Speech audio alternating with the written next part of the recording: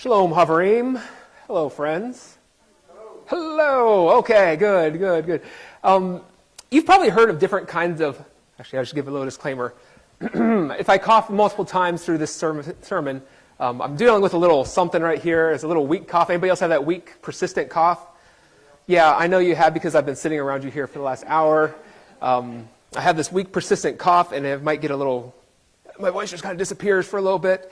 And not only that, my back is also sore because one night as I had this weak, persistent cough, I slept on the couch, and then I had a weak, persistent cough and a bad back the next day. So anyway, disclaimer. Speaking of, no, that doesn't transition well. You've all seen different races, right? Different animal races. You've seen, like, horse races are somewhat common. People bet on the ponies. Dog races, you've heard of dog races. People will race anything. Even, like, if you go to a county fair, have you seen the pig races? Okay, so it's real. These people are racing all sorts of animals. I even heard recently about people having snail races. You've heard about the snail races? Yeah, this one guy was so dedicated to the snail races, he was trying to find any advantage he could get. He started removing the shells from his snails. But you know what? It didn't actually make them faster. It just made them a little more sluggish.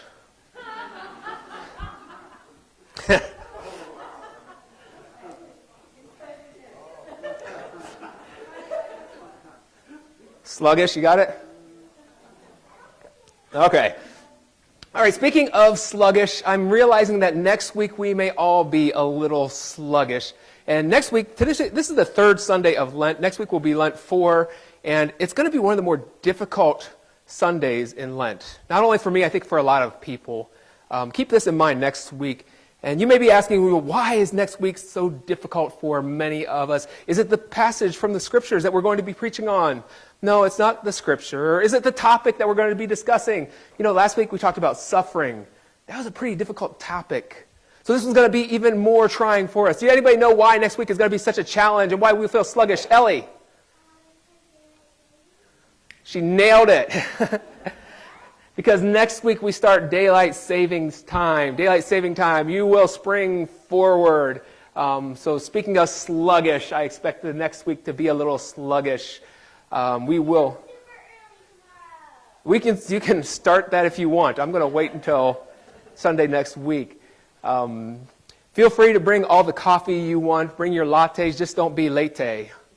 Oh. Actually, if you are late, it is fine. No judgment. We all get it. But this is a different Sunday. Today we're talking about barriers to God. We're talking about the things that we put up that keep people from coming to God. And there's not a lot of times that we read in the Scriptures that Jesus gets angry. But if you look through the New Testament, one thing that you clearly see is that Jesus was not happy with what he found in the temples that day. So what we're going to do is we're going to walk through this passage a little bit. We're going to try to better understand just what's going on. And we're going to try to avoid erecting these barriers between us and other people, between the church and other people, because I believe we are called to be a community that welcomes people, scars and all, because we all have scars to share and bear. And as I'm looking for this passage, I'm looking for the jokes to kind of open up. I'm looking at the idea of Jesus cleansing the temple. And you know where my mind goes? I'm looking for, like, pictures of Jesus sweeping, right? So Jesus cleanses the temple. Ha, ha, ha. Jesus sweeps up afterward. Well, I actually did find a number of pictures about Jesus sweeping, but it wasn't about this passage. It was a reference to John chapter 11, verse 35. It's the shortest Bible verse in the New Testament. Does anybody know what John 11:35? Yes. Jesus swept. Oh, okay, should have stuck with just a sluggish joke and ended there. Although I think that this picture is much better than another one that I found, which was not meant to be funny. Jesus bearing a whip. I don't know about that one. So today, actually, let's just do away with that one right now. What I'll do, I think, next week is I'll do all fun transitions to help people stay awake. We're going to talk a little bit about that interpretation and why people are drawn to that. I don't know, but there's other ways to see this, especially that don't make Jesus out to be like a guy with a whip driving people out of the temple. So what we're going to do is we're going to jump into this passage. We're going to try to better understand just what's going on and understand how we are called to not build these barriers, but to invite people into the church and into a relationship with God. All right, so the first thing I want to say is if you read this passage, you may have some familiarity with the other Gospels, and you realize that something doesn't line up. If you look at this passage, this was from John chapter 2. So very early in Jesus' ministry, John has Jesus going to the temple and cleansing it, kicking out the the coin converters, the people that are selling animals. But if you look at Mark and Matthew and Luke, I don't think it's in Mark. You look at the other Gospels, where is this story put? It's actually at the very end of Jesus' ministry. Jesus comes into the town on a donkey on Palm Sunday, then goes to the temple and cleanses it in the other Gospels. So how do we reconcile this? Well, all I can do is offer you a few theories this morning, and they're not my own theories. Some people would say that Jesus cleansed the temple twice, that he did it early in his ministry, and then again at the end of his ministry. And I think that's possible, but I also am not so sure that if Jesus cleansed the temple that they would let him live for another couple years. So I don't know that I'm drawn to that interpretation. I think it's more likely that if we look at John's gospel, John is not laying things out chronologically. John is collecting different stories that reveal who Jesus is and expressing that to the people, passing on these stories for them to interpret. If you look at Luke's gospel, Luke is definitely a historian. He's laying things out. He says, this happened, and then this happened, and then next this happened. But John doesn't start his stories with, and next Jesus did this, or then Jesus did that. He has these independent stories. So I think that John just places this story here because it's a very important story that he wants the people to take note of and not get bored until they get to the end of the gospel and kind of skip over it. So all of that is a theory. If for whatever reason, whatever helps you better connect with this story, feel free to interpret that as you wish. But I think that this probably happened toward the end of Jesus' story, or else they wouldn't have let him go on as they did. All right, so our text begins with the story about the Passover. It says that it was Passover season. It was time to celebrate the Passover festival. And the Passover, we all know, is the story of when God delivered the Israelites from Egypt. They were enslaved in Egypt for hundreds of years. Moses comes in and says, let my people go. I didn't do my Charlton Heston impression that time. You're welcome. Maybe later, my throat's not going to handle it. So Moses comes in, let my people go. They leave in a hurry, and then years go by, and they're told that they're supposed to recreate this event as a way to remember the Passover event. They're to have a Passover festival. And it says in Deuteronomy chapter 16 that all males over a certain age are to go to a spot that God would show them. Eventually it becomes Jerusalem, the temple. All males over a certain age are to go to Jerusalem to celebrate the Passover every year. So you can imagine that Jerusalem was just like filled to the brim, filled to the gills. I don't know what that phrase even means. But they were packed out every year for these 3 different pilgrimage holidays when all Jewish people had to go to the city. I mean, it's like going to Sarasota, Florida in January, something like that, right? It's packed out. You just can't find your way around. So hold that image in your mind for just 1 second. We'll bring it to today and then go back to see this event just a little bit more. Anybody here like baseball? No baseball. We got 2 baseball fans. Or any sporting events. Music events. We got some music events. Yes, music events. Or other special kind of festivals. We like festivals. Yes, okay. Harry Potter Festival. We got a couple of people that enjoyed the Harry Potter Festival. So if you go to Costco right now don't go right now, but if you go to Costco after church, are you aware that there is a deal on hot dogs and sodas at Costco that has been in existence since, I think, 1984? If you go to Costco, you can buy a hot dog, a quarter-pound hot dog, and a soda for $1.50. It's true. Ever since 1984, they have not raised their rates. Excuse me. Costco, $1.50, you get a hot dog, you get a soda, and like that's just it. And I think that's a beautiful thing. Like everybody's looking at each other now, like date night, all right? Now keep that in mind. Oh, Opening day for the Nationals baseball team is right around the corner. It's about a month away from opening day. Last year, I looked up the prices. Do you know what a hot dog costs at National Stadium? $7. $6 for a soda. So I'm not really good at math, but that sounds like it comes out to go to Costco instead. For $13, you go to the baseball game, you can get yourself the same hot dog and soda you would get at Costco. $13. But, like, what other option do you have? Like, are you going to leave the stadium and go buy a hot dog and then come back again if you get hungry? No, you want to eat that hot dog. Or festivals. Coming up the end of this month is the Cherry Blossom Festival in Washington, D.C. The kids and I and Sonia are planning to go to Washington for a few days. That's their spring break. We ran into this problem a couple years ago as well. You go to Washington, D.C., and you start looking at hotel rooms during the Cherry Festival, and guess what happens to the price? Yeah, it's jacked up, yo. It is way up there. Harry Potter Festival, even right here in Stanton, Virginia. Love the Harry Potter Festival, the Mischief and Magic event. It's a good time. A couple years ago, I fell for this trap. They were selling butterbeer. You know what butterbeer is? It's this butterscotch soda and a commemorative chalice. Oh, good marketing right there. And I bought several of these. It's like, whoa, wait a second. Whoa. Like, how much did you just spend on a glass of butterscotch soda in a plastic chalice? Oh, but guess what? There's no place else you can buy that. It is supply and demand. What do you think, Sarah Dell? I'll come back to you later. It's supply and demand. It's the only game in town. You don't have other choices. And I don't actually fault these people for charging more money during this time. Like, it's understandable. If you can buy a ticket to go to a baseball game, you can pay a little bit more for a hot dog. That all makes sense to me. Again, it's supply and demand. There's high demand. They can charge you for whatever they have in supply. All that's well and good from these perspectives, the perspective of a baseball game or a festival. But what's going on in today's passage is a little different.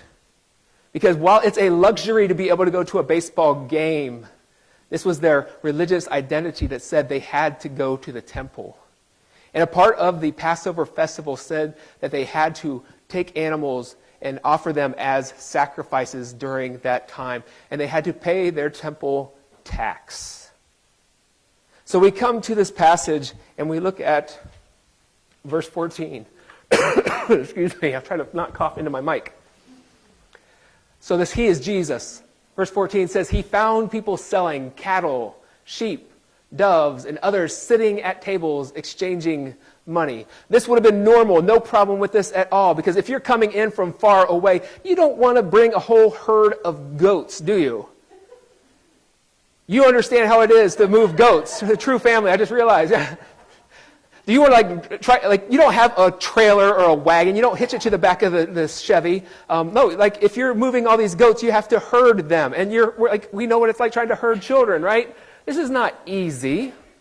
So they would often sell animals right outside of the temple for the convenience of the people. And then money changers, this makes sense to me as well, because outside of Jerusalem, you had to use Roman coins. But do you have any familiarity with the Roman coins? Whose picture was on the Roman coin? It was Caesar. And I'm pretty sure the Ten Commandments say that you're not supposed to have a graven image. So they were not permitted to use Roman coins inside the temple. If you wanted to make your temple offering, you had to have that exchanged for Hebrew coins. So it was very convenient to have people there selling these animals or changing the money for the people. But we know that with the convenience comes a what? A convenience fee. Yeah, you've seen that on your report, haven't you? That receipt you get at the end of that little purchase you make online. The convenience fee. And Jesus sees this convenience fee taking place. This people are being charged these exorbitant amounts. There's this price gouging going on. They're being charged too much for the animals. The exchange rate is too high for the money. And Jesus is not happy. So verses 15 and 16. So he made a whip out of cords and drove all from the temple courts, both sheep and cattle. He scattered the coins of the money changers and overturned their tables. To those who sold doves, he said, "Get these out of here." Stop turning my Father's house into a market. Or other passages say, stop turning my Father's house, or it was a house of prayer, you're turning it into a den of thieves. Jesus is not happy because he sees what's going on there. They're taking advantage of these people who have to purchase animals, and they're making exorbitant profit off of these sales. I thought I was going to make it through.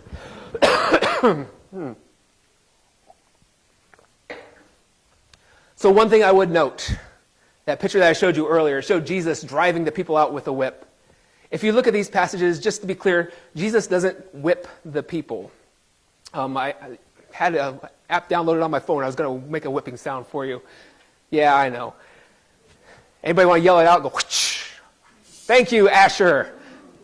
He didn't whip the people. We can read this as he drove the animals out with the whip. And it doesn't even mean that he hit them with the whip. Just that sound of cracking the whip causes the animals to go.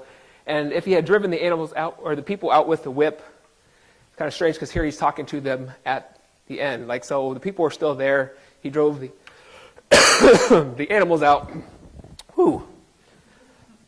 with that whip. So, one more try. Anybody want to take over for me? All right, so what Jesus is angry about, again, seems to be that they are just taking advantage of these people. They have nowhere else to go for these animals, but yet they have to make these sacrifices as a part of their religion. They have nowhere else to go for the money exchange. They have to get that change somewhere, and people are taking advantage of that. What I do not think is happening here is that Jesus is saying, you can't sell Girl Scout cookies in the foyer of the church. You've heard people say this. People that think, oh, you can't sell anything in the church. I'm going to try to make it through it. If it falls to the ground, like I'm not bending over to get it because then the next problem is my back. I got one, last one. If it comes and hits you, I apologize. It doesn't happen like this every Sunday. I'm just going to let you know. So it's not saying that it's not okay for the Girl Scouts to sell cookies in the church. And if anybody here is selling cookies, 2 boxes would be good. Thin Mints, thank you very much. Three boxes of Thin Mints would be great. I'll take all the Thin Mints you have. That'd be super. No, he's not saying don't have any kind of commerce in the church, but he's saying that these people are taken advantage of. They are taking these people who have no other options and forcing them to buy the animals. If they want to participate in the life of the church, if they want to participate in the life of the temple, they have to buy these things, and it's going to cause them extreme poverty and hardship. All right, so a couple years ago, the United Church of Christ did a poll asking people, asking Christians who identified as Christians but didn't go to church, why don't you go to church? Some of them said because the pastors keep hacking up their lungs as they preach, and it's really unpleasant to be close by, especially when he coughs in the microphone. What do you think some of the reasons were? Help me out here so you can talk instead of me. Hypocrites. Ooh, that's a new one. We haven't heard that one before, have we? Now, hypocrites. What else? Not good enough. All they want is money. Here's a couple. How about the moral failure of church leaders? Yeah, we've heard that as well. I mean, how many times have we, look at some of the hypocrites, the failures of the church leaders. If I hear one more story about a pastor's private jet or helicopter, or what was that? Or a fair, yeah. I understand why that would frustrate people. One of the top 5 reasons that people gave, though, for why they didn't go to church was because they didn't have anything to wear to church. And I'm like, whoa, wait a second. Have we gotten to that point where people think that they have to dress a certain way, to look a certain way, to be accepted by the group? And I know that Paul talks about putting on your best for Jesus. I don't think he means your best suit and tie. I think he means something else. I'm going to wrap this up early today. How many things do we put in the way between people and God? Because this is right. I get it. I get the question of hypocrites in the church. I get the moral failure of church leaders. I have been hurt by the moral failures of church leaders, people that I've looked up to who have let me down. And it's just like, why would I even bother? The part about people not having anything to wear, if we draw these social divisions, these social classes that say you must look a certain way, dress a certain way in order to go into the church, I think we've utterly missed the point. A couple of years ago, it was very common to hear people call themselves spiritual but not religious. You've heard that phrase? I am spiritual but not religious. I've never heard anybody explain to me what that means, though. Like, those are fun words to say, but what does that really mean?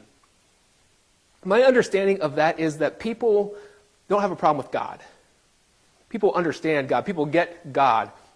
They maybe even had a religious experience of some sort. So when they say that they're spiritual but not religious, I think what they're saying is, I love God, I appreciate God, I have a relationship with God. It's the church that has hurt me. It's the church that I can't get on board with. It's the church that has put up barriers preventing me from coming to the church, to join the group worshiping God. And I was looking at some examples this week. A pastor named Nadia Bolz-Weber, I've quoted her a couple times here before. She writes under the name Sarcastic Lutheran. She's all tattooed, former addict. If you look at her, you wouldn't think of her as a pastor. Brilliant, articulate woman, and I think a huge gift to the church. And she tells the story from the end of John's Gospel. I think it's John chapter 20, where Jesus has died and he's come back to life again. It's that first Easter Sunday. And the disciples are all hiding in the upper room. They're scared. They're scared because they just saw their leader killed. They're scared because, well, what did Peter do? He denied even knowing Jesus. They're scared because they scattered whenever things got tough. They're hearing that Jesus might be alive again, and they're even scared that their leader might come back and be mad at them. So John 20 tells the story. Jesus shows up in the upper room. The doors are locked. He shows up, and you know what he tells them to do? He invites them to look at the scars on his hands. And then he asks them if they have any snacks. The way Nadia Bolz-Weber interprets this is Jesus saying, I know you've been hurt. I know you have wounds. You've been harmed. Look at me. I've been harmed as well. Let's get together. Let's help each other heal. And let's have some snacks. Oh my goodness, that's a bit. I think that we have a problem with the church. Too often the church has been filled with people pointing out the specks of dirt in each other's eyes while ignoring the planks in our own eyes. These are huge barriers to people outside of the church. Things that keep others out. Because when we pretend to have it perfect, when we pretend like we have no wounds or have not wounded other people, that is a barrier to others. And I think that instead of making those barriers, we're supposed to invite people to come forward, to come together, to care for one another. To say like Jesus said, I see you've been wounded. I have wounds as well. Let's get together to share and grow and heal together. The purpose of the church is to bring healing and hope to the people. And last line, Bolz-Weber says this. She says, the church is a place where nobody is worthy, but everyone's welcome, even broken people like us. During Lent, we are closing the sermon with a prayer of confession.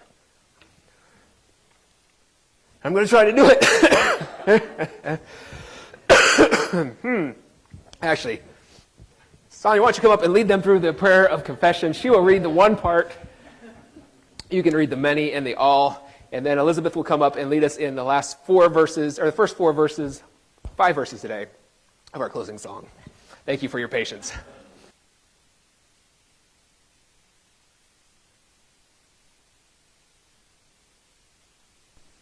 Forgive us our distracted hearts. When we put our trust in other things, bring joy to us once and again. May the meditations of our hearts be pleasing in your sight, our rock and our Redeemer. All right, now Elizabeth will lead us in the closing song.